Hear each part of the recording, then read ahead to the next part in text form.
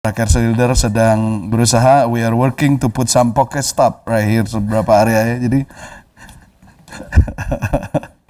okay. Alright, let's pray. Thank you Jesus. We welcome you Holy Spirit to be in our midst. Thank you Lord for gathering all of us. Terima kasih untuk kesempatan yang mulia kami boleh bersama-sama dengan Engkau. Kami boleh bersekutu denganmu, dengan semua saudara kami seiman. Hari ini buka hati kami, buka pikiran kami, supaya kami boleh sungguh-sungguh ya Tuhan, tertanam di dalam firman-Mu. Hari ini kami berdoa dan kami yakinkan bahwa iman akan bangkit dari tengah-tengah umat-Mu, ketakutan akan diusir, dan biar setiap hati boleh berpaling kepadamu. Setiap lutut bertelut, setiap lidah mengaku bahwa Yesus Kristus adalah Tuhan. Dan Tuhan, kami berdoa Roh Kudus Engkau kuasai tempat ini. Holy Spirit, you are welcome in this place.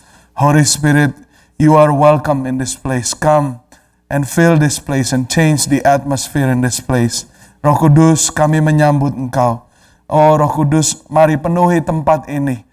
Penuhi setiap hati dan pikiran ya Tuhan.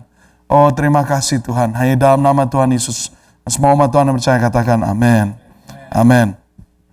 Bapak Ibu yang terkasih, hari ini saya ingin share firman Tuhan yang saya beri judul Witness of Christ atau saksi daripada Kristus. Saya ajak Anda untuk membuka Alkitab Anda dari kitab Kisah Para Rasul pasalnya yang pertama ayat yang ke-8. Kisah Para Rasul pasalnya yang pertama ayat yang ke-8. Kalau Anda yang membaca dari bahasa Inggris, boleh buka dari terjemahan New King James Version. Kisah Para Rasul pasal yang pertama ayat yang ke-8 itu di situ merupakan kalau Anda baca dari dalam firman Tuhan yang pakai color code itu warnanya merah. Jadi itu merupakan perkataan Tuhan Yesus sendiri sebelum dia naik ke surga. Ya, dan di situ Tuhan Yesus berkata di dalam bahasa Inggris dia bilang you shall receive power when the Holy Spirit has come upon you and you shall be witnesses to me in Jerusalem and in all Judea and Samaria and to the end of the earth. Ada amin semuanya? Kita baca sama-sama yang bahasa Indonesia-nya. 1, 2, 3. Tetapi kamu akan menerima kuasa kalau Roh Kudus turun ke atas kamu, dan kamu akan menjadi saksiku di Yerusalem dan di seluruh Yudea dan Samaria dan sampai ke ujung bumi. Tengok kiri kanan, katakan kamu akan menerima kuasa. Amin. Ya, boleh ucapkan buat diri sendiri jadi satu pengakuan. Boleh pegang, taruh tangan di dada, katakan saya akan menerima kuasa. Yakin benar-benar? Amin. Saya akan menerima kuasa. In case Anda ragu, Anda bisa lihat orang yang lagi khotbah ini. Kalau Anda tahu kehidupan saya di masa lalu, hari ini merupakan bukti daripada kuasa Tuhan. Saya bisa berdiri ada di sini karena Tuhan punya rencana untuk memakai saya untuk menjadi saksi dan memakai Anda untuk jadi saksi. Kalau Anda lihat pendeta Anda, Pastor Ronald, kalau Anda lihat hidup dia dulu, Anda nggak akan kenali dia. Tapi karena Tuhan memakai dia, makanya Roh Kudus memberikan dia kuasa yang luar biasa. Dan Ronald yang sekarang ini bukan Ronald yang dulu. Ya, dan ini luar biasa, kuasa daripada Roh Kudus. Ada amin semuanya? Kamu akan menerima kuasa kalau Roh Kudus turun ke atas kamu dan kamu akan menjadi saksiku. Jadi buat setiap daripada kita tidak hanya terpanggil Yohanes 1:12, barang siapa menerimanya diberinya kuasa untuk menjadi anak Allah, tapi Anda akan diberikan kuasa yang lebih lagi. Jadi bukan cuma sekedar kuasa untuk menjadi anak Allah, tapi Anda akan diberikan kuasa untuk menjadi saksi. Ini hal yang berbeda. Setiap anak Tuhan harus melalui dua fase itu. Anda harus menerima Kristus sebagai Tuhan dan Juru Selamat Anda secara pribadi, dan pada saat Anda melakukan itu, itulah yang disebut lahir baru. Pada saat Anda lakukan itu, Anda diberi kuasa untuk memanggil dia Aba, Bapa, memanggil dia sebagai Bapamu, Anda adalah anaknya. Firman Tuhan dikatakan, ia telah memberikan kepada kita roh adopsi, spirit of adoption that enable us to call him as Abba, Father. Jadi setiap anak Tuhan harus mengalami menerima kuasa untuk jadi anak Tuhan. Pada saat Anda menerima Yesus, Anda menerima kuasa untuk menjadi personal believer, ya, personal believer. Tapi pada saat Roh Kudus itu dicurahkan, pada saat dia dicurahkan ke atas kita, pada saat Anda menerima kuasa Roh Kudus, Itu Anda menerima kuasa bukan untuk jadi personal believer, tapi untuk jadi public witness. Pada saat Anda menerima Tuhan Yesus untuk menjadi Tuhan dan Juru Selamat Anda menerima hak untuk menjadi private citizen of Kingdom of Heaven. Ya, untuk menjadi citizen.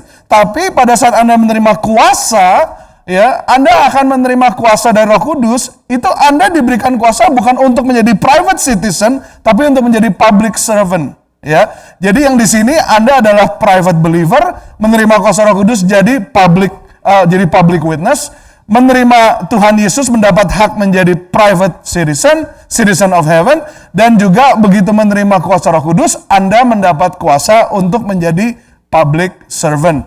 Ya, jadi kalau anak Tuhan yang penekanannya cuma, yang penting saya personal sama Tuhan Yesus. Ini kan hak saya, aku anak raja, cuma menekankan hak. Berarti belum benar-benar menerima kuasa Roh Kudus, karena penekanan dia hanya untuk iman dalam konteks pribadi. Saya percaya bahwa kita sebagai gereja terpanggil bukan hanya untuk apa yang ada di dalam diri kita tetap ada dalam diri kita, tapi itu harus menyebar keluar dan harus berlipat kali ganda dan diteruskan kepada orang lain. Ada amin semuanya? I believe that the blessings that God has given to us, it's not designed to be contained only within us. It's not designed to stop only at us. We are not a container, but we are dispenser. Ya, kita ini, saya percaya berkat yang Tuhan berikan bukan didesain hanya untuk berhenti di kita.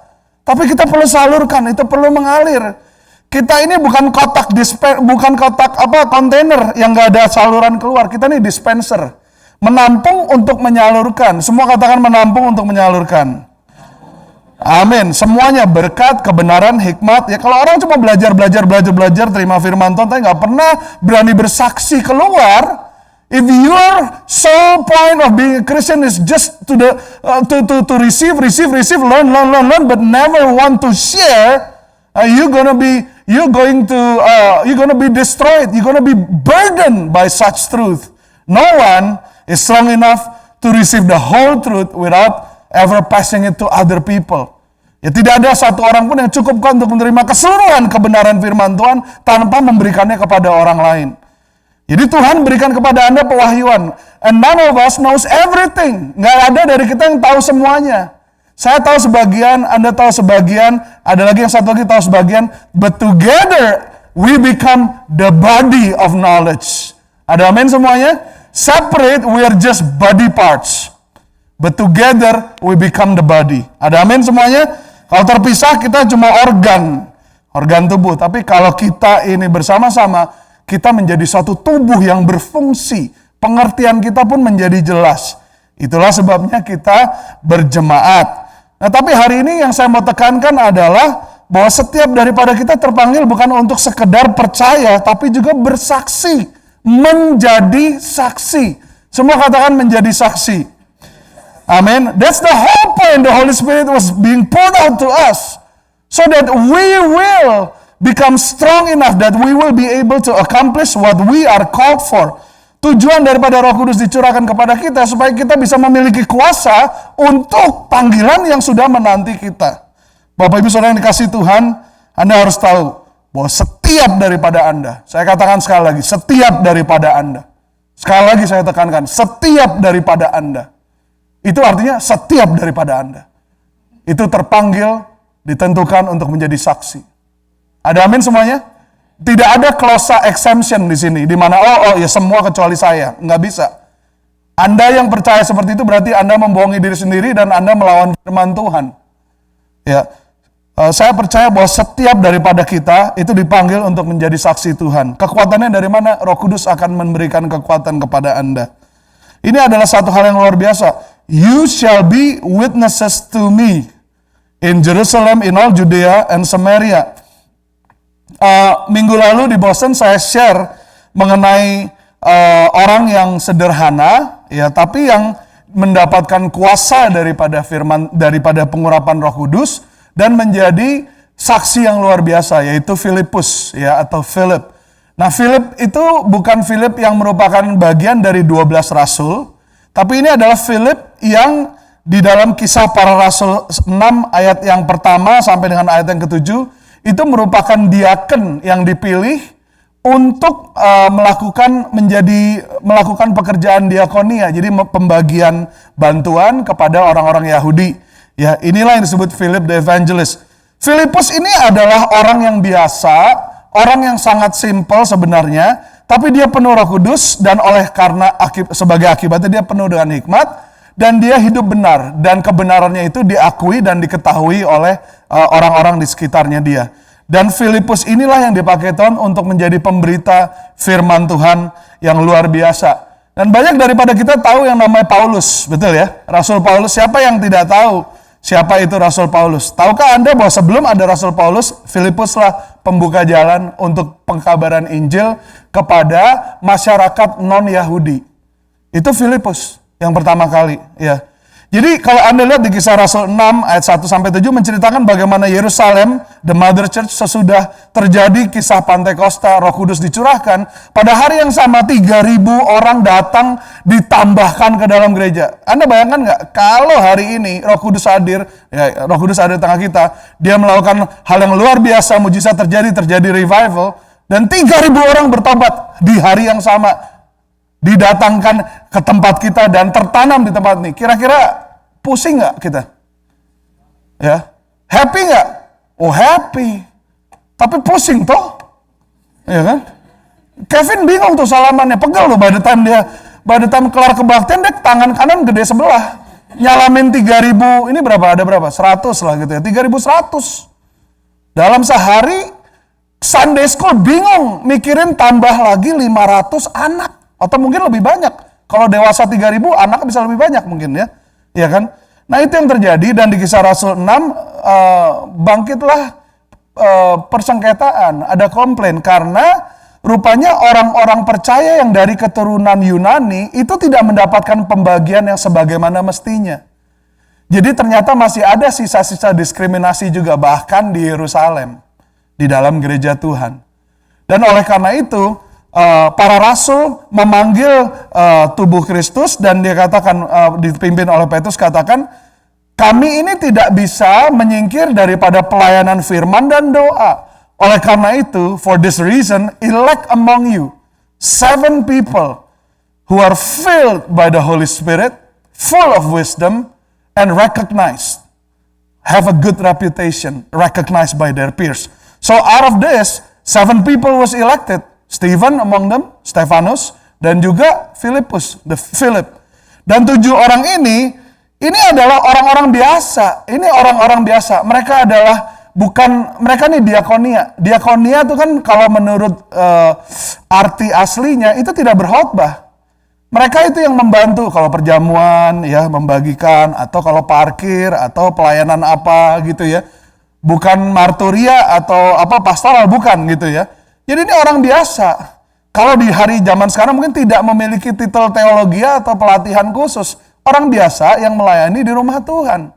Itu ya. Dan, kok loncat itu ya. Mereka ini adalah orang yang disebut Helenis. Helenis itu adalah orang Yahudi yang tidak murni Yahudi. Jadi mereka ada keturunan Yunaninya. Itu. Jadi mungkin seperti banyak dari anak-anak kita orang Indonesia tapi sudah lupa bahasa Indonesia. Kenapa? Karena kita sudah lama di sini. Jadi, kita tidak cakap lagi Indonesia. Gitu ya. Karena, bukan kerana, oke? Tapi keren, seperti Sheila Majid gitu ya. Ya.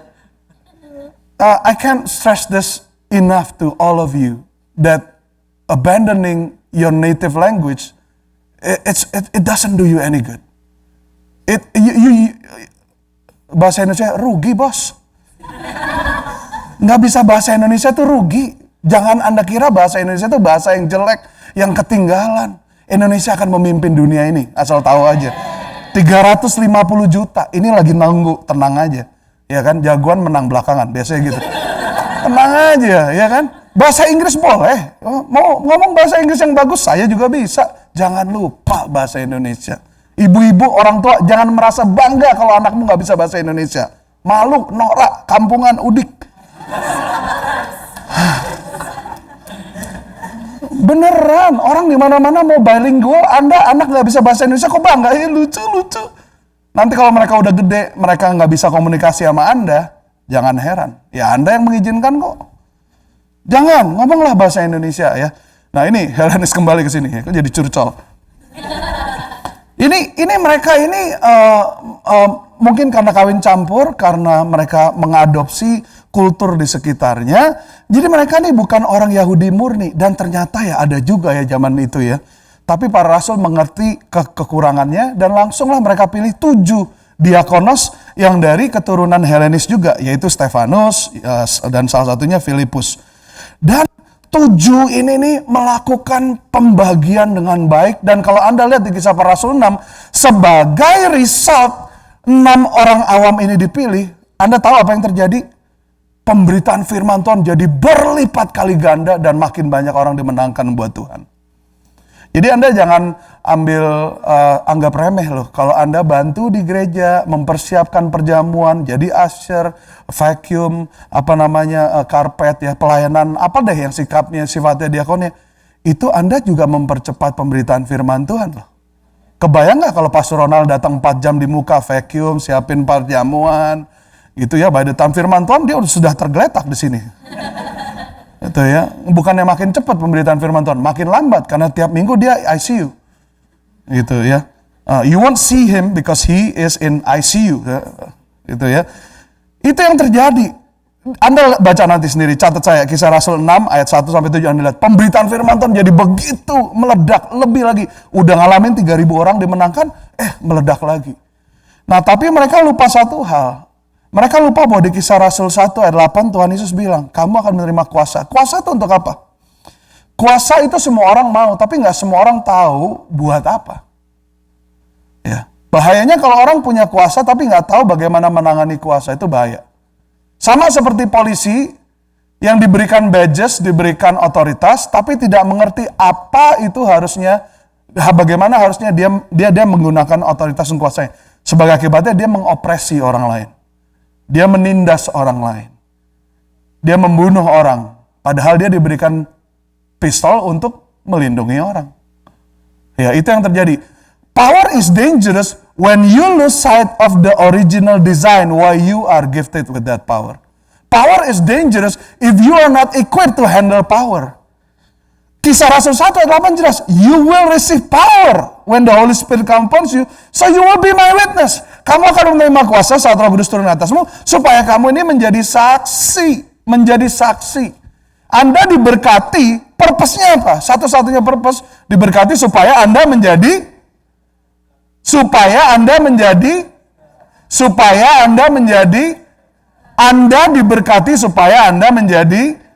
Anda diberikan kuasa supaya Anda menjadi saksi. Mereka lupa itu. Sebagai akibatnya mereka cuma ngumpul aja, spiritual party. Revival terus, Beatstone terus di Yerusalem. Nggak selesai-selesai. Apa yang terjadi pada saat Anda diberikan kuasa tapi lupa menggunakan kuasa dan tidak mau pergi sebagaimana Tuhan suruh? Oh ya gampang, sama Tuhan didatangkan aniaya. Kisah Rasul 8 datang. Baru ngalamin revival kan? Kisah Rasul 1, Kisah Rasul 6. Kisah Rasul 6 ngalamin gitu, tetap nggak mau keluar dari Yerusalem. Padahal menerima kuasa menjadi saksi di mana? Yerusalem, kemudian kemana? Yudea tuh neighboring city. Kemudian apa lagi? Samaria bukan neighboring aja, itu cross culture, cross ethnic. Kemudian sampai ke ujung bumi. Ya ini Yerusalem aja nggak mau ninggalin kok. Saya berdoa benar-benar, Pastor Ronald dan saya, supaya gereja kita ini menjadi gereja yang secara organik misional. Jemaat yang mau membawa misi Tuhan. Anda diberkati bukan supaya Anda gemuk dan diberkati di gereja ini aja, tapi supaya Anda mau keluar. Saya sama Pastor Ronald baru kembali kemarin dari Pastor Rick Warren gereja. There's a reason why Saddleback Church is blessed like no other church are blessed. More than 70% of their congregation have been in the mission field. And by mission field itu bukan berarti tetangga sebelah aja ya. Banyak dari mereka yang udah keluar. Ini luar biasa loh. pada saat gereja itu peduli dengan keadaan di luar, gereja itu tidak perlu pusing akan apa yang ada di dalam. Karena Tuhan akan take care apa yang di dalam. Tapi pada saat kamu terlalu sibuk dengan tirai, warna daripada tembok, karpet, ini kenal basah, Anda akan end up-nya apa? Gosip, berantem, saling mencibir, dan gak menjangkau siapa-siapa. Gereja ini punya semua kualifikasi untuk jadi gereja yang besar. Tempat ada, AC jalan, leader top. Kalau kita semua gak ngerti ini semua diberikan supaya kita jadi berkat di luar, kita gak akan jauh-jauh dari ini. Kita akan saling mencibir, saling menggosip, saling ngomongin, saling iri-irian. Padahal di luar sana orang lagi mati kelelep. People are dying without knowing Christ. And all we care about is all the blessing party inside. Nah, sebagai akibatnya, karena Tuhan sayang sama gereja, dia datangkan persekusi, aniaya. Kisah Rasul 8. Terjadilah aniaya. Dan aniaya ini dipelopori oleh seseorang yang belakangan akan jadi figur hebat di Alkitab, yaitu Paulus. Terjadi aniaya besar-besaran di Yerusalem. Dan Kisah Rasul 8 itu mencatat, mereka yang dianiaya ini tercerai-berai keluar daripada Yerusalem kecuali ke para rasul, kecuali 12 rasul. Dan mereka yang tercerai-berai itu, Kisah Rasul 8 nanti Anda baca, di situ dikatakan mereka memberitakan firman Tuhan. Jadi seringkali Tuhan pakai aniaya untuk membuat kita keluar daripada comfort zone. Dan itu yang juga terjadi dalam diri Filipus. Dia keluar dan dia memberitakan firman Tuhan ke Samaria. Ini Samaria ini merupakan stigma buat orang Yahudi. Orang Yahudi nggak mingle sama orang Samaria. Karena ini orang yang dari ras berbeda. Tetapi Filipus, mungkin karena dia sendiri juga bukan Yahudi murni. Dia bukan lahir dari sistem Yahudi yang begitu kaku, begitu penuh dengan peraturan kultural, sehingga dia melihat jiwa adalah jiwa, soul is soul. Dan pada saat dia keluar menyelamatkan diri, keluar dari Yerusalem, apa yang terjadi? Dia memberitakan Tuhan di Samaria. Bahkan sebelum dipakai Petrus, sebelum dipakai Paulus untuk menjangkau orang non-Yahudi, Filipuslah yang awalnya menjangkau orang non-Yahudi. Banyak dari Anda di sini yang lari dari persekusi yang ada di Indonesia tahun 98. Di dalam Alkitab ternyata ada kok orang seperti Anda yang juga lari untuk mencari keselamatan. Dan gak apa-apa. Tetapi jangan lupa, ada misi yang lebih besar daripada menjaga keselamatan diri.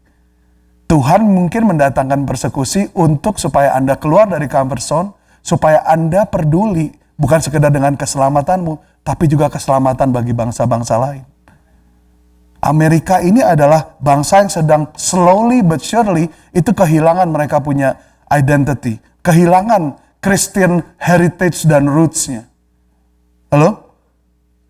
If it takes us to come 20,000 miles away, breathing the weather and the elements, just to be here as an illegal immigrant or immigrants for that matters, but to prove that the gospel of God can be preached to all, Judea, Samaria, and to the ends of the world. Here am I, Lord. Send me. Anda sadar nggak sadar, ada misi Tuhan yang luar biasa. Dan ini yang terjadi. Filipus, dia mengkhotbahkan Kristus di Samaria. Di dalam firman Tuhan dikatakan, Philip preach Christ in Samaria. Luar biasa. Bahkan pada saat mengungsi pun, dia masih mengkhotbahkan Kristus. Karena dia itu witness 24/7. Ada orang yang cuma witnessnya kalau di gereja. Ya, yang di gereja udah selamat semua kali. Ya kan? Kita nih harus jadi witness 24 jam, 7 hari, ya pokoknya all the time gitu ya. Dan apa yang terjadi? Benar-benar loh, yang di Kisah Rasul 1 ayat 8 Tuhan Yesus ngomong tuh dibuktikan. Dia melayani dengan signs and wonders and miracles. Terjadi mujizat kesembuhan. Tolong dicatat, ini bukan rasul elit loh. Ini bukan inner circle-nya Yesus, 12 rasul. Bukan. Filipus bukan even bagian dari 120 orang yang mengalami pencurahan Roh Kudus di ruangan itu. 500 orang melihat Yesus terangkat ke surga. Ya, kurang lebih ada 500. Itu melihat Tuhan Yesus ascension. Yang di ruangan atas waktu terjadi pencurahan Roh Kudus 120. Itu pertanyaannya 380 kemana? Philippus is not even part of that 120. He's probably one of the 3,000 that was won. Dia mungkin satu dari 3.000 orang yang bertobat pada saat Petrus itu dengan kuasa Roh Kudus berkhotbah dengan berbagai bahasa dan dia diselamatkan. Jadi dia ini bukan orang-orang yang khusus. Dia ini adalah yang di Alkitab dikatakan ordinary people. Halo? Ini John Legend juga bilang ordinary people. Anda dan saya ini kita ini ordinary people. Tapi this ordinary man, when he's filled by the Holy Spirit, dia mengkhotbahkan Kristus. Kuasa yang sama yang bekerja melalui Petrus, itu bekerja melalui dia. Dan terjadilah tanda-tanda heran, mujizat, signs and wonders, miracles. Ini luar biasa.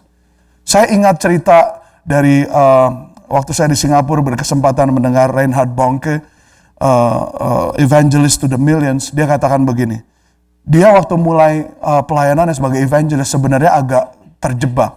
Ya, dia udah schedule KKR dengan big name, big shot preacher, hamba Tuhan terkenal. Last minute hamba Tuhannya cancel, nggak bisa datang. Apa yang terjadi?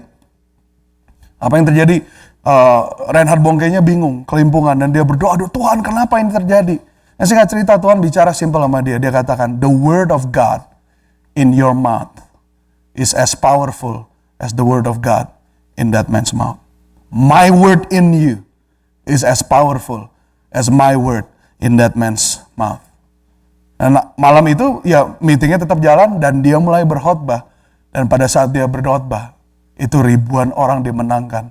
Dan banyak mujizat terjadi. Kenapa? Apakah karena seorang Reinhard Bonnke yang orang-orang belum kenal, belum tahu? Bukan, karena roh yang sama itu bekerja di dalam kita semua. Dan ini terjadi. Dia melayani dengan signs and wonders. Kemudian dia memenangkan dan memuridkan, nah ini, Simon the Magician di kota Samaria. Ini keren ya namanya, Simon the Magician. Pastor Ronald mesti ganti, Ronald the Hikers.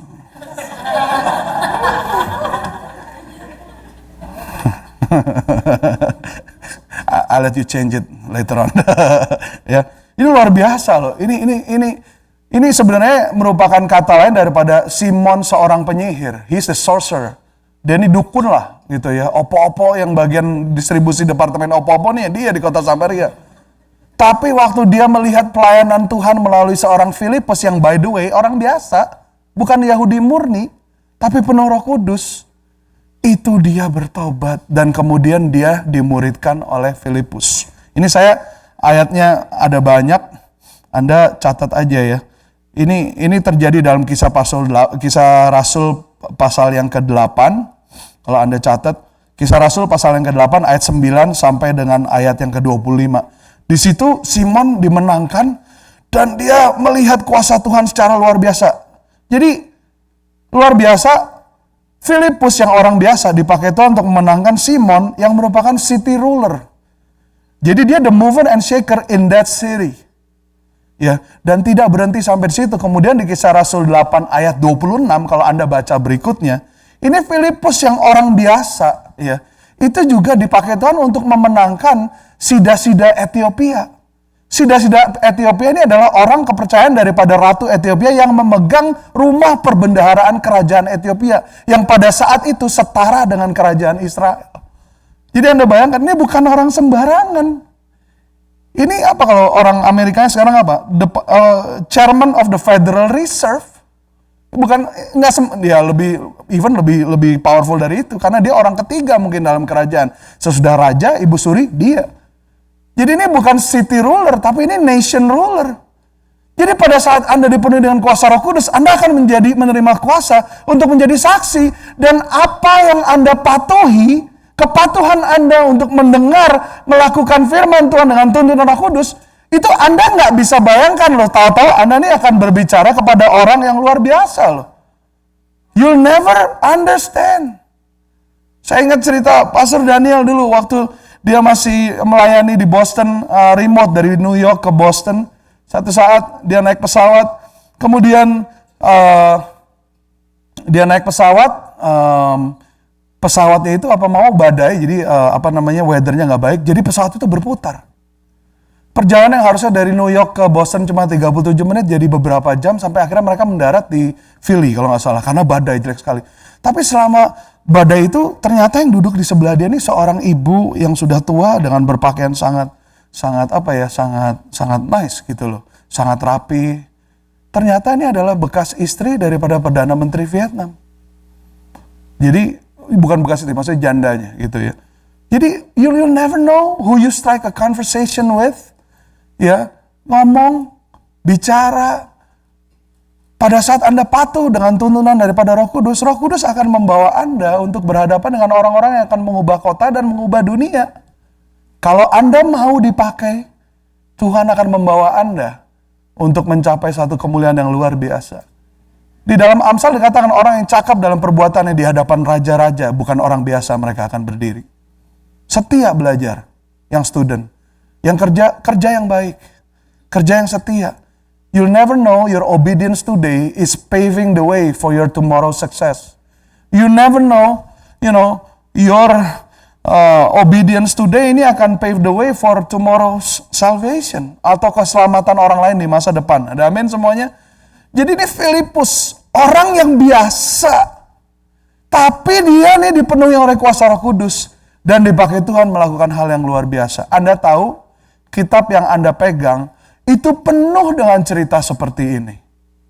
Kitab yang Anda percayai penuh dengan cerita dari orang yang sebenarnya terlupakan, tersisihkan, tidak dianggap. Ya, orang yang tidak masuk hitungan. Sedih gak rasanya kalau gak masuk hitungan? Kalau gak dianggap? Sedih gak? Sedih. Sakit gak? Sakit. Di mana sakitnya? Nah, tahu kan? Cek aja. Itu ya. Saya ingat cerita, siapa di sini yang gak tahu Pastor Victor Waang? Tahu ya, pastor dari gereja ICC, merupakan pastor dari pastoran juga di sana. Itu ceritanya dia luar biasa ya. Bagaimana dia tuh dulu tuh, dia tuh tidak masuk hitungan. Dia kemarin waktu di gerejanya Pastor Rick Warren, dia share sama saya. Ya dulu waktu semua gereja nih mau travel ke Batu Malang karena ada kebaktian tahunan. Itu dipilih siapa yang kira-kira pantas untuk disponsor dikirim. Dan dia gak masuk. Yang disponsorin justru orang lain. Yang justru sekarang orang itu adalah bawahannya dia. Jadi waktu itu dia jujur dengan waktu itu sakit sih pastor di sini. Terlupakan, tersisihkan, gak dapet ya. Tapi you know what? Saya bisa lihat kenapa Pastor Victor jadi pemimpin seperti sekarang ini. Karena hatinya dia tuh luar biasa ya. Dan dia setia dengan apa yang diberikan tanggung jawab kepada dia. Dan Roh Kudus itu bisa mengangkat orang dari yang tidak ada itu menjadi ada. The Holy Spirit is an expert of turning zero to become hero. If you would allow Him to do. Firman Tuhan yang Anda percaya, Anda pegang ini dipenuhi. Pages after pages, chapters after chapters. It's filled with ordinary people. People who does not fit the social standard. People who will not make the cut. But because of the Holy Spirit, because of their obedience, they ended up not only becoming part of history, but they changed history. They changed history. Mereka mengubah sejarah.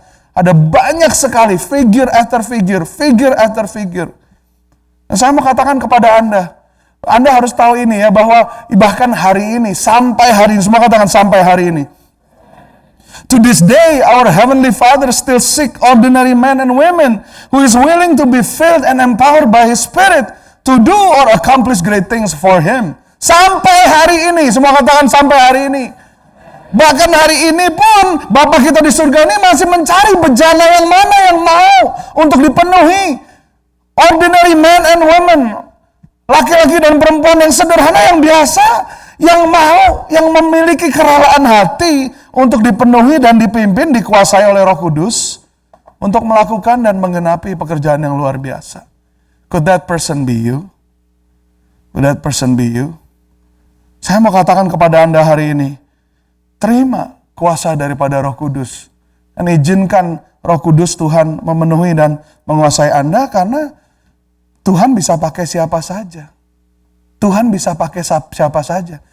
Kalau Tuhan bisa pakai siapa saja, why shouldn't it be you? Halo? Coba ya, let it sink for a while. Coba pikirkan baik-baik. Kalau Tuhan bisa pakai siapa saja, kenapa nggak kamu? Kenapa nggak saya? Ada amin semuanya? Saya berdoa supaya gereja ini dipenuhi oleh orang-orang yang berkata, ya Tuhan, if you can use anything, use me. Ini aku Tuhan.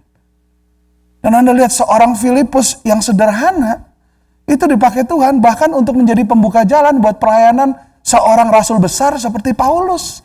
Sebelum Paulus dan Petrus melayani orang-orang non-Yahudi, Filipus sudah terlebih dahulu berada di situ.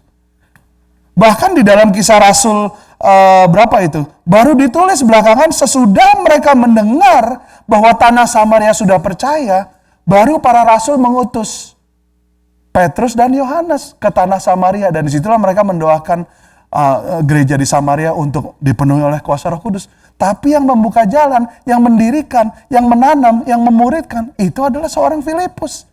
Bukan elit di dalam jajaran struktur rasul. Orang yang biasa. Let me tell you something. The real star of this church is not the pastor. This church is not about the pastor. It's about every single believer. It's about every single one of you.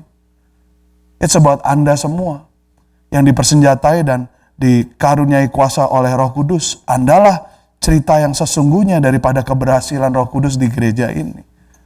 Bukan gembalanya. Ada amin semuanya?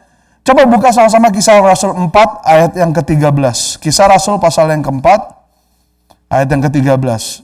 Saya mau bawa statementnya ini lebih dalam lagi untuk menunjukkan, membuktikan kepada Anda bagaimana di dalam firman Tuhan ini dipenuhi oleh orang-orang yang sederhana, tapi Tuhan pakai secara luar biasa. Kisah Rasul pasal yang keempat. Pada saat terjadi revival yang besar itu, orang-orang pemimpin Yahudi ini langsung geger dan mereka memanggil Petrus dan Yohanes, perwakilan dari para rasul, dan menyidangkan mereka, gitu ya. Kisah Rasul 4 ayat yang ke-13. Dan di situ mereka menyidangkan mereka karena mereka merasa threaten juga gitu ya. Kenapa kok ini orang kok bisa melakukan apa yang secara figur eklesiastikal hanya kami dapat lakukan gitu ya. Tapi mereka ini sungguh-sungguh memberikan kesembuhan dan mujizat.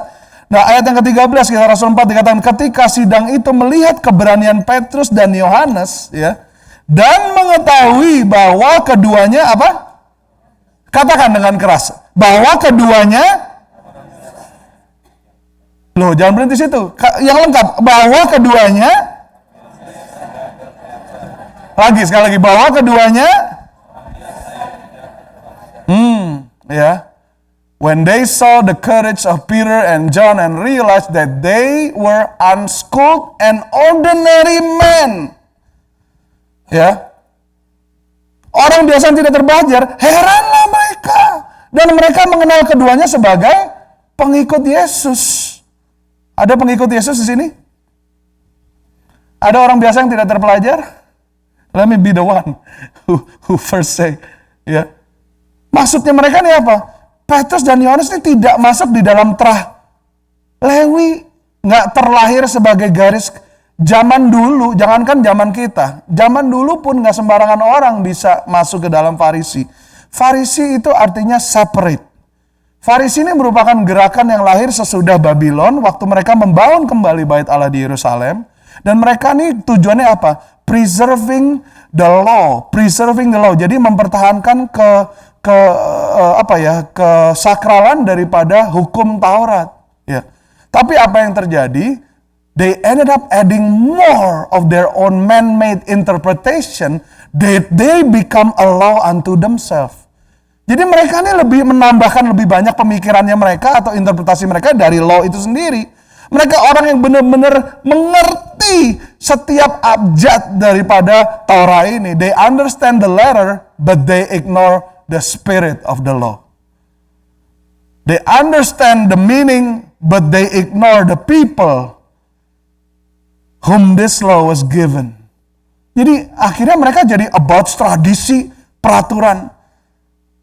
Saya rasa ya gereja kita teratur baik, tapi jangan demi keteraturan kita mengorbankan hadirat Tuhan dan juga orang yang ada di sini gitu ya. Karena peraturan ini ada untuk the people, bukan sebaliknya gitu ya. Dan orang-orang Farisi ini contohnya ya. Makanya kalau Anda lihat orang Yahudi ini mungkin di sini nggak banyak, tapi kalau daerah Newton, Boston banyak ya. Kalau hari Sabat, hari Sabtu itu mereka ke tempel itu jalan. Apakah ada di hukum Taurat? Enggak ada di hukum Taurat. Tapi karena tradisi daripada rabinikal mereka, bahwa hari Sabat nggak boleh kerja.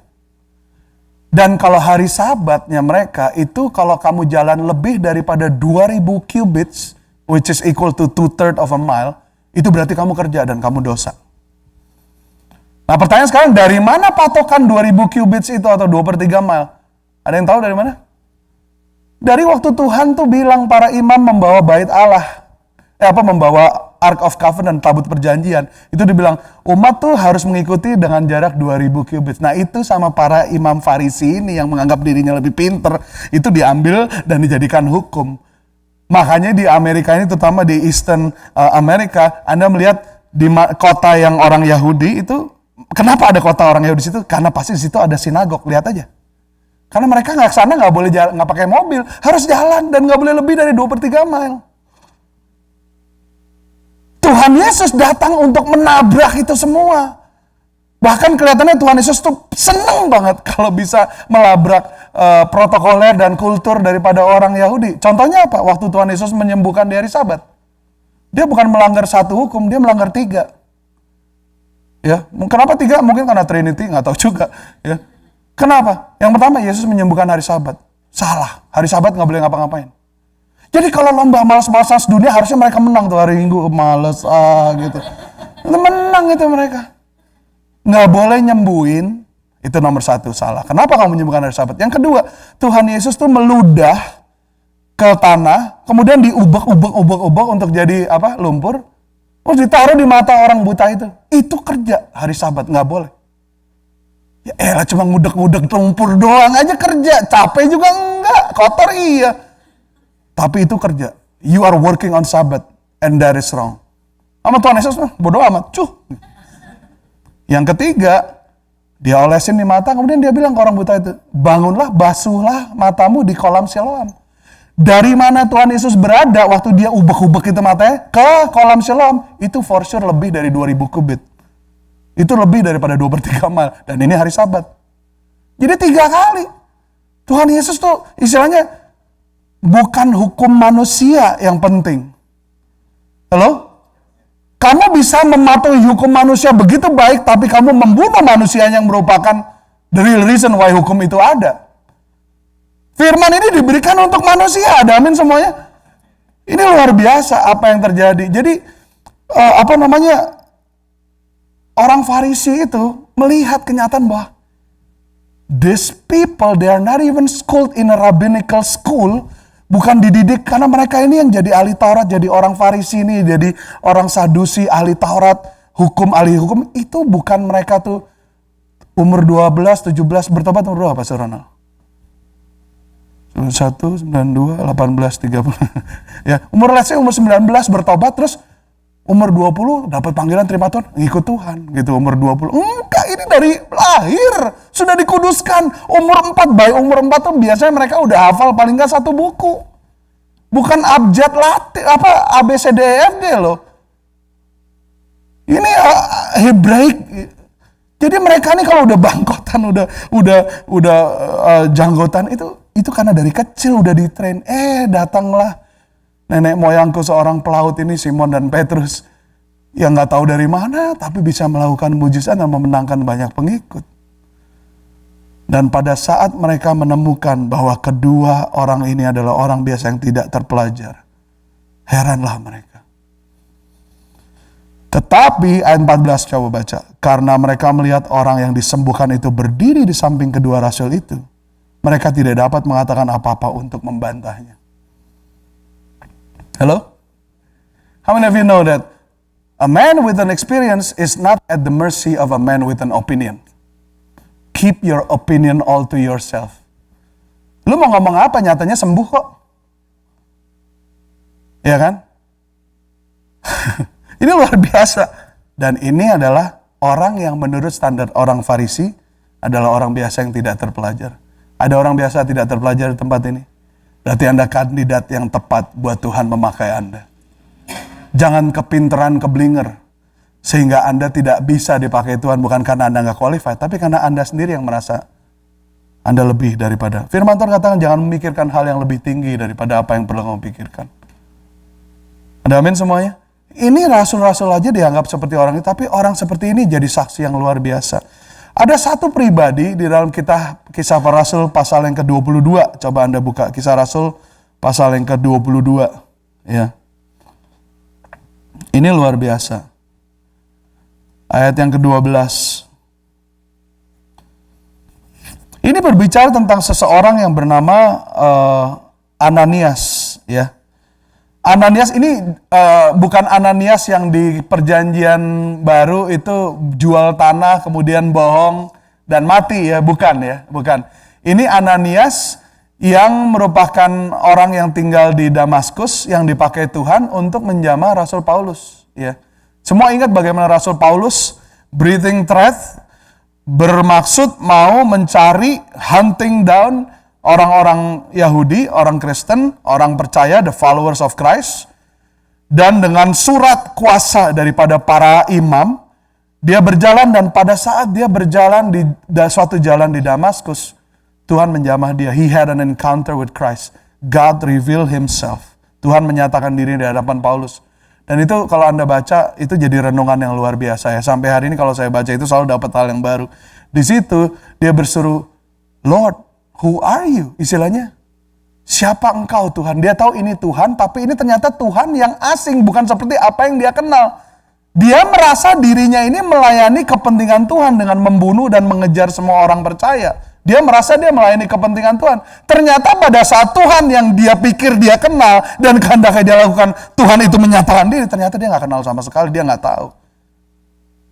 Jadi saya mau kasih tahu Anda, Petrus dan Yohanes tadi juga di ayat yang sebelumnya, para orang Farisi mengenal bahwa mereka ini adalah pengikut Yesus. Mereka orang punya hubungan dekat dengan Tuhan Yesus. Hubungan dulu yang terjadi sebelum mujizat terjadi.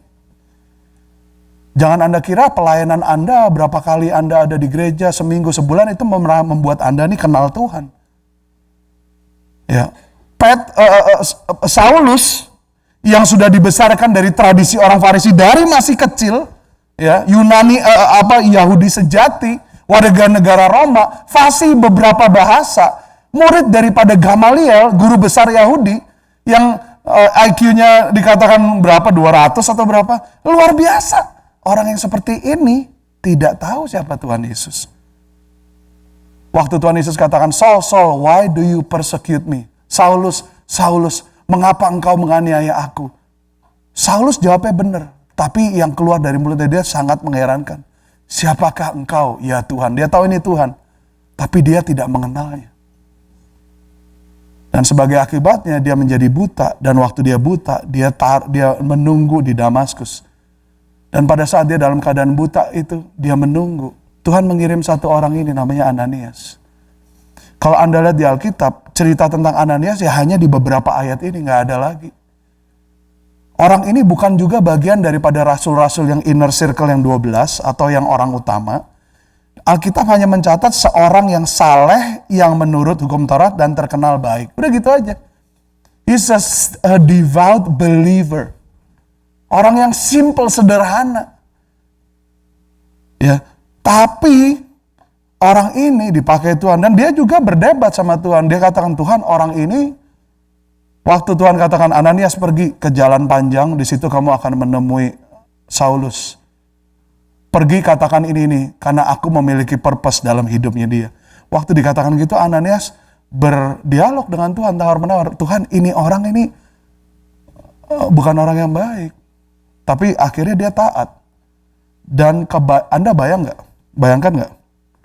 Oleh karena ketaatan satu orang yang sederhana, yang kita nggak tahu dari mana asalnya atau bagaimana kelanjutan kehidupannya.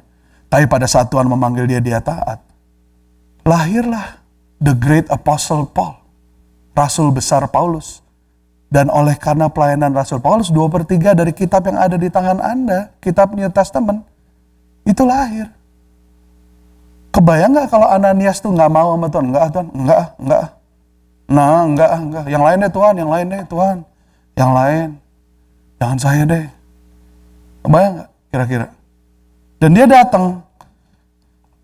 Ayat 3, dia berdiri di dekatku dan berkata, Saulus saudaraku, bukalah matamu dan melihatlah. Dan seketika itu juga aku melihat kembali dan menatap dia. Simple. Simple. Anda kalau pernah nonton orkestra, itu kan ada berapa gitu ya, 40 piece, depending. Biasa berapa sih? Mas? Sih mas. Orkestra kalau banyak gitu ya, ada 30, ada 40, ada 60, ada 70 piece gitu ya. Saya paling senang tuh ngeliat satu itu tuh yang megang triangle itu. Ting. Senang tuh. Karena simfoni yang begitu complicated, kalau nggak lengkap, nggak ada dia. Ting, gitu. Rasanya nggak. Kebayang kalau dia ngetingin di saat dimana dia seharusnya tidak ngeting gitu ya. Itu jadi apa lagunya gitu. Atau pada saat dia ting gitu ya kan. Ting ting ting ting ting.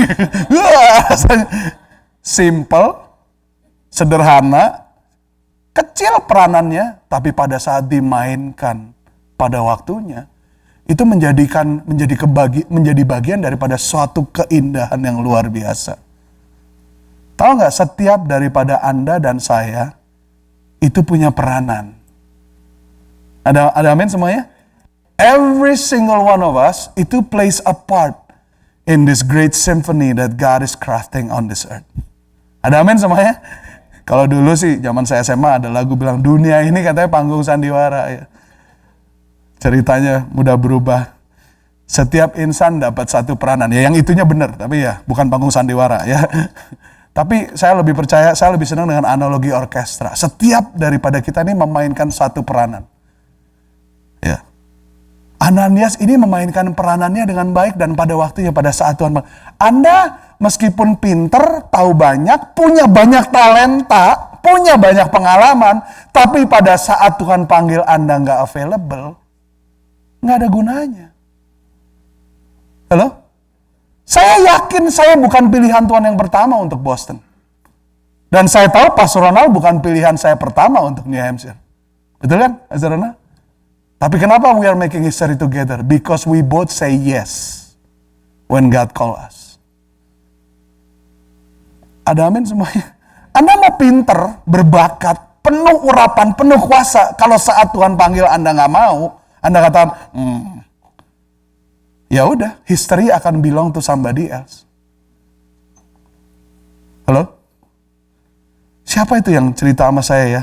Seorang aktor, siapa? Brad Pitt yang menolak ditawarin satu movie yang terkenal, Wolverine atau apa gitu, yang akhirnya menjadi peranan orang itu dan akhirnya ngotopnya luar biasa. Saya kalau jadi Brad Pitt itu di kamar, di tembok, jeduk-jeduk, kenapa nggak gua terima? Gitu ya. Ada amin semuanya? Ananias. The next time you go to orchestra symphony, you wait, you look for that guy with that triangle. Dia paling nggak reliable. Nggak usah yang gede-gede dah, tuba yang kalau pasti sedot nggak kelihatan orangnya, enggak. Yang kecil ini, ting, tepat waktu, reliable, tepat pada waktunya, dan setia, dependable, dapat diandalkan.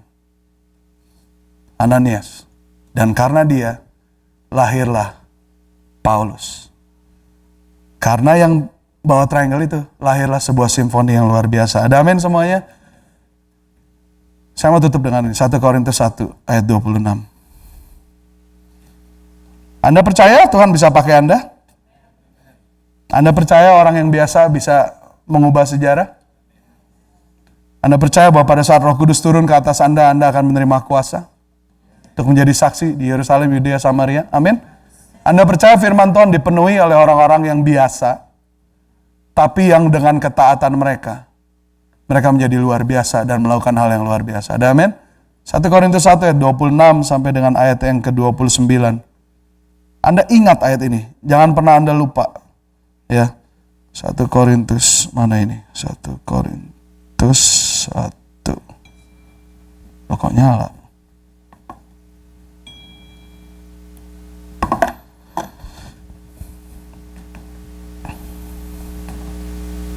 1 Korintus 1 ayat 26. Dibilang begini.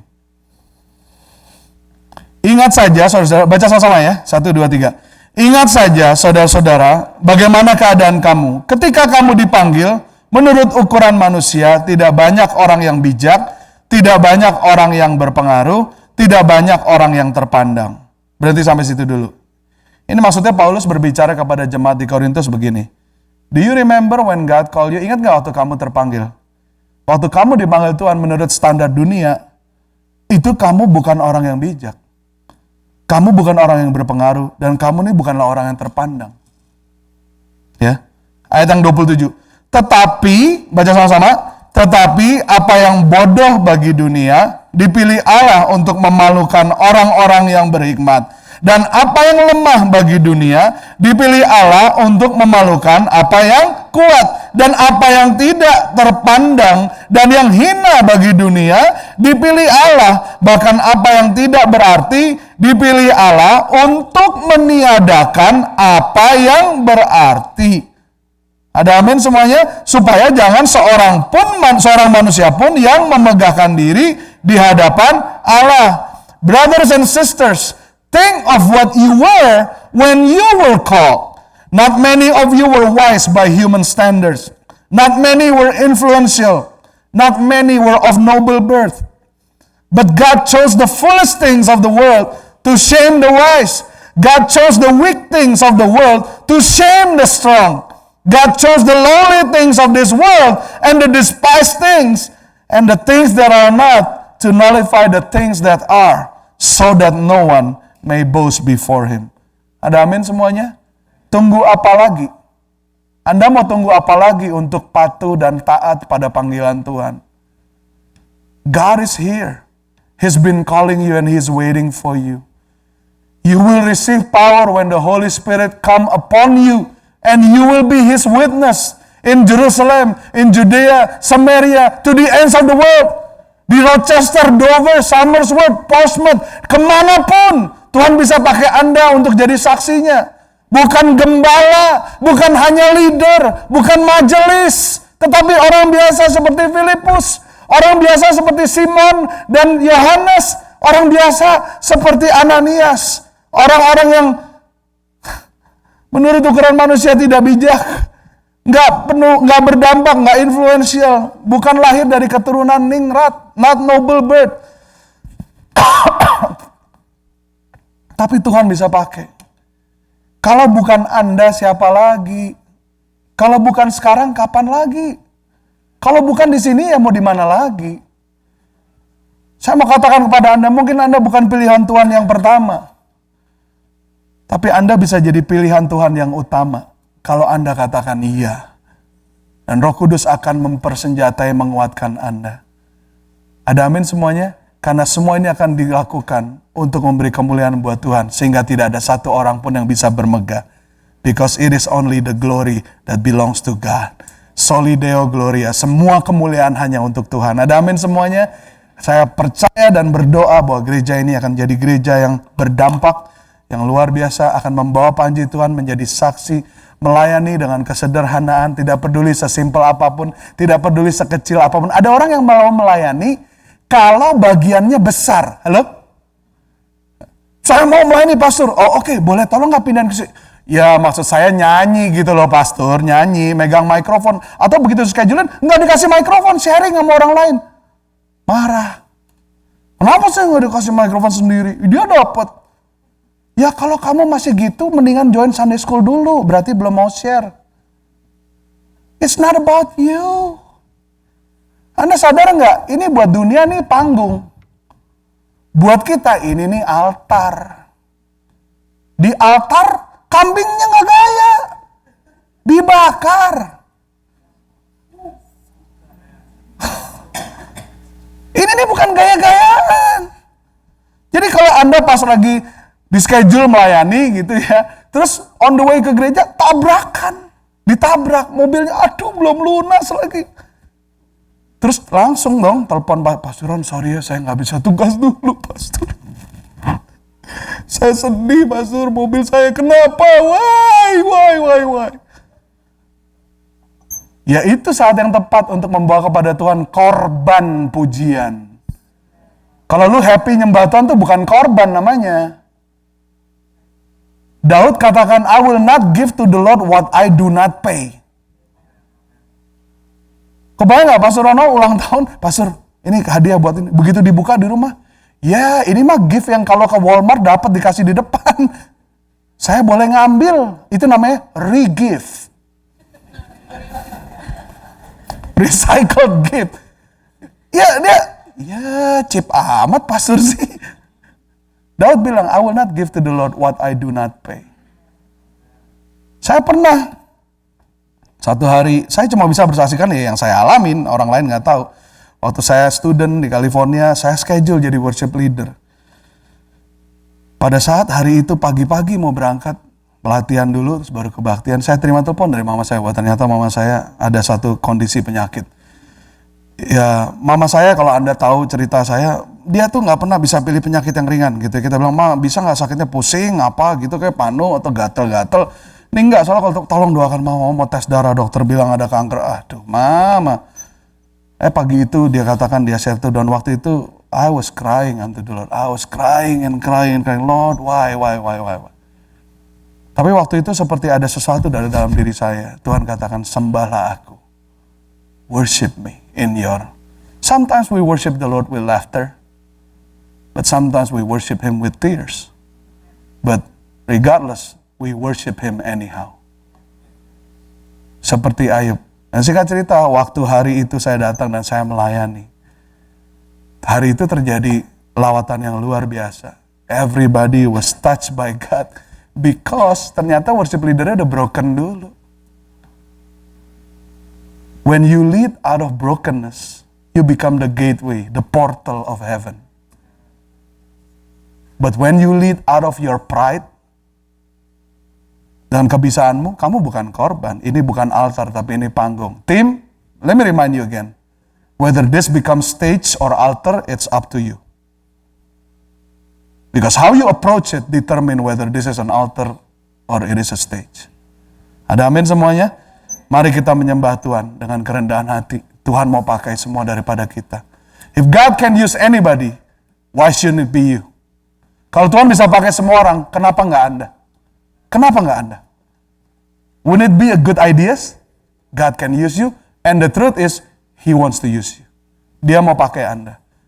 Pada saat engkau menerima kuasa Roh Kudus, kamu akan menjadi saksiku di Yerusalem, Yudea, Samaria, sampai ke ujung dunia. Thank you, Jesus. Can I have the team back?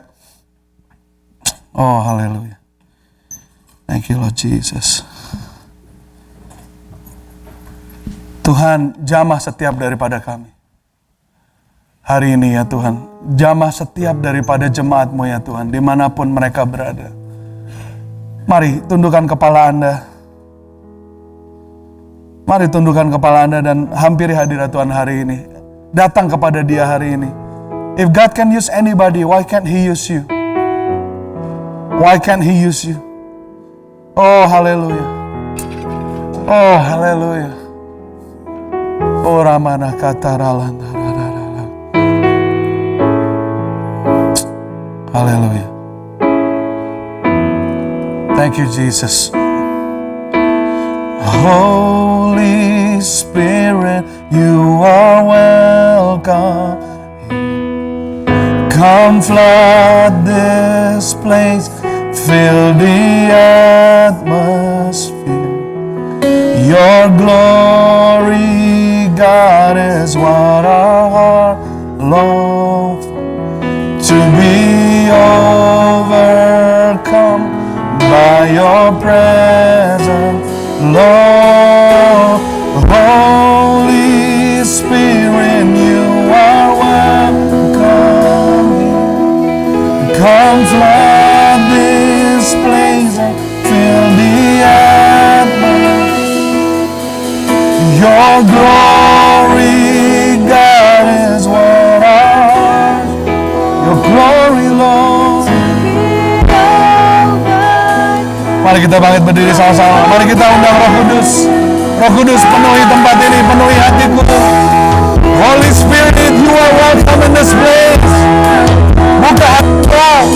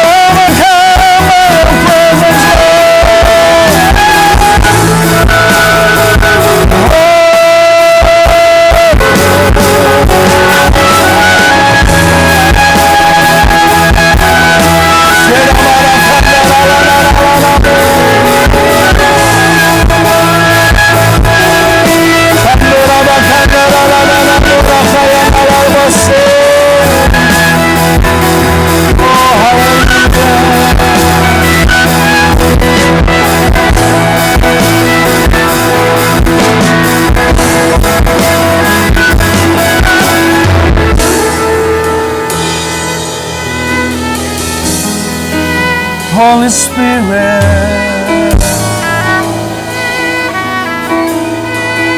fill us again, O Lord. Fill us again, O Lord.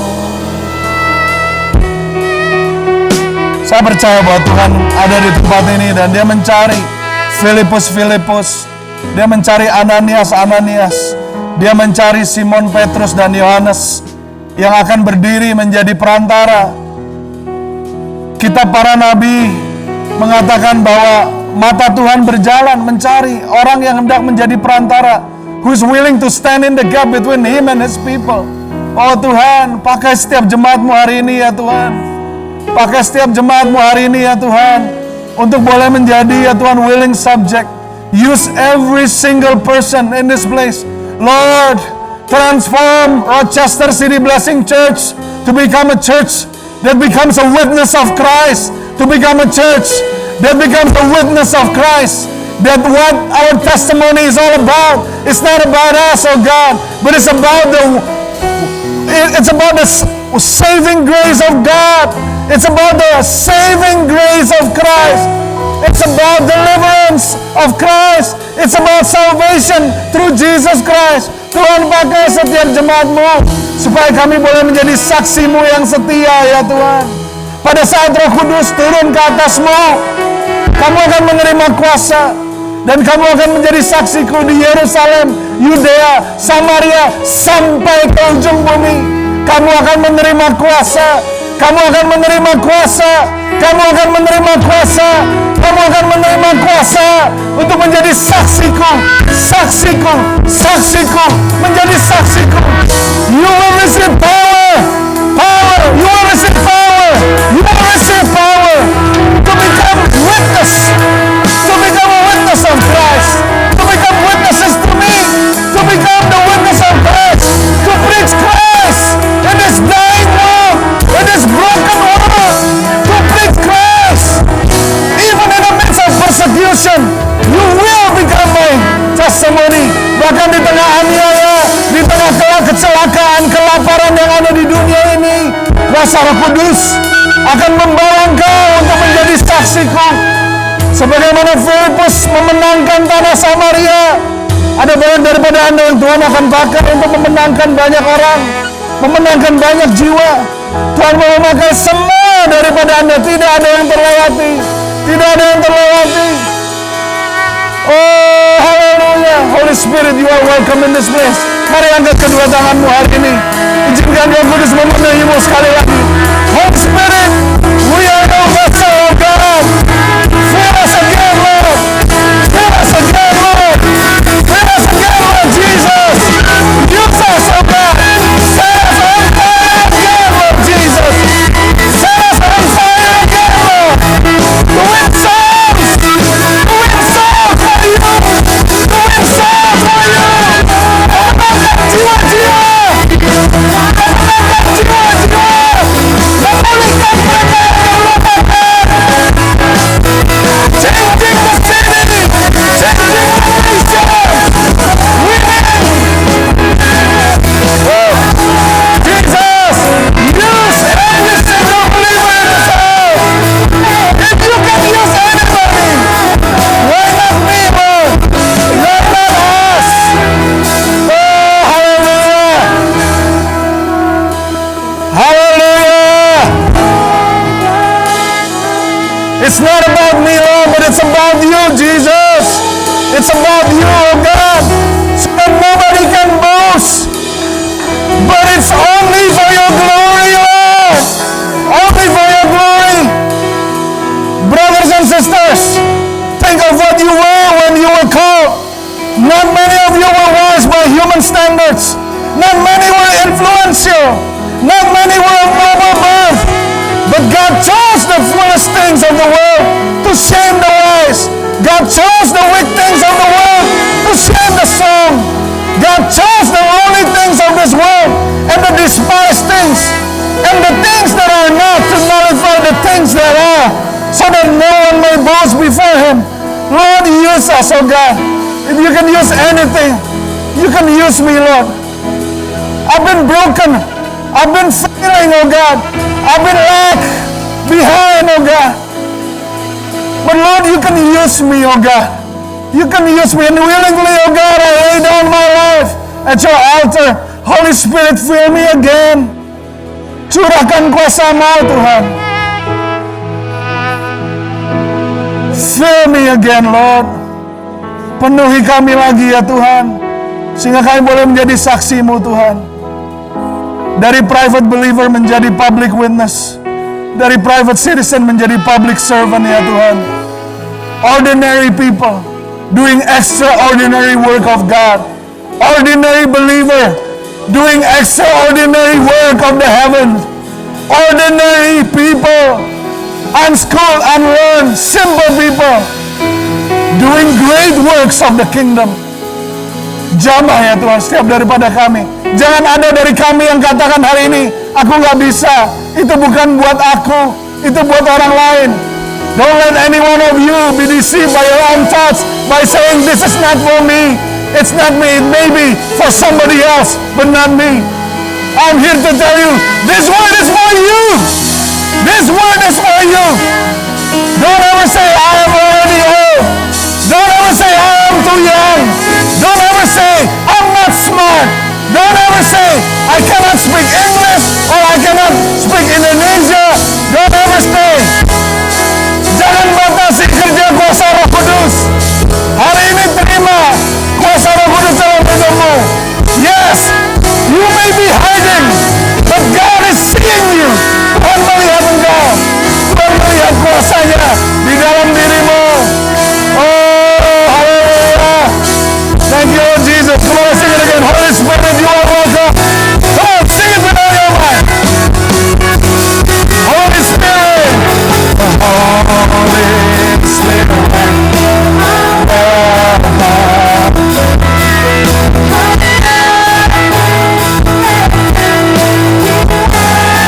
Come on, receive it. Receive it. Receive it. Terima. Terima. Oh, hallelujah.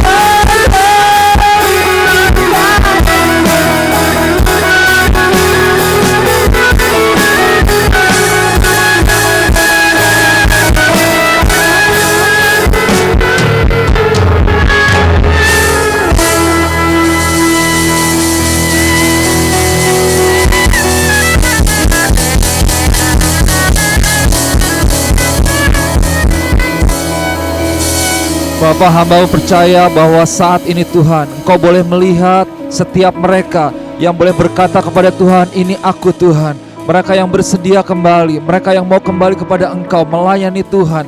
Bapak, di dalam nama Tuhan Yesus, Tuhan berkati, Tuhan meteraikan, biar mereka boleh kembali kepada Tuhan, mereka boleh maksimal, dan visi Tuhan digenapi Bapak. Dan gereja Tuhan boleh sungguh membawa kemuliaan bagi nama Tuhan. Terima kasih Bapak, terima kasih buat sore hari ini, terima kasih buat firman Tuhan, terima kasih buat pekerjaan Roh Kudus-Mu, buat hadirat Tuhan. Kami boleh dibaharui kembali, dan biar kami boleh terus berjalan, menatap hari depan yang cerah, dan kami boleh melakukan firman Tuhan, membawa orang-orang, melayani setiap orang-orang, untuk dibawa kepada kemuliaan bagi nama Tuhan. Terima kasih Tuhan, di dalam nama Yesus kami berdoa dan mengucap syukur. Haleluya, amin dan amin. Amin. Puji Tuhan, silakan duduk Bapak Ibu Saudara.